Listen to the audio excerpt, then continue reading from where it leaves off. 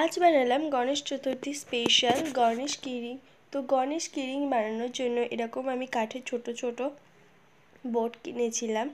তো এবারে কিন্তু আমি বসে পড়েছি এই গণেশ চতুর্থী স্পেশাল গণেশ কিরিংটা করার জন্য।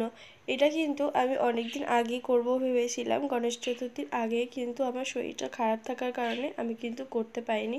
তো আজকে ফাইনালি আমি করলাম, কারণ গণেশ চতুর্থী চলে গেছে তো কি হয়েছে, তো তার জন্য আমি ভাবলাম যে আপলোডই করে দিই ভিডিওটা। তো তার জন্য দেখতেই পাচ্ছ আমি প্রথমে কিন্তু রাফ স্কেচ করে নিয়েছি বোর্ডটার উপরে, দেন একে একে সমস্ত কালার ফিল করে দিচ্ছি আস্তে আস্তে। তো এখানে কিন্তু আমি কালার ইউজ করেছি ফেব্রিক কালার, সবটাই কিন্তু আমি ফেব্রিক কালার দিয়ে করার চেষ্টা করেছি, কারণ ফেব্রিক কালারটা অনেক দিন থাকে আর তাড়াতাড়ি শুকিয়েও যায়।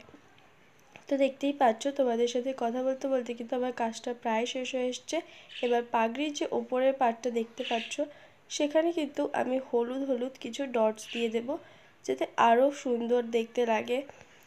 তো তোমরা অবশ্যই আমাকে কমেন্টস করে জানাবে যে আমার কাজগুলো তোমাদের কেমন লাগছে, আর সাবস্ক্রাইব করে আমার পাশে থাকবে। তো দেন এখানে আমি হোয়াইট ডটস দিয়ে পুঁথি করে নিলাম, আর আমি এবারে কিরিং অ্যাটাচ করে দিলাম, তাহলেই কিন্তু আমাদের হয়ে যাবে গণেশ চতুর্থী স্পেশাল গণেশ কিরিং। আজকের মতো এই পর্যন্তই।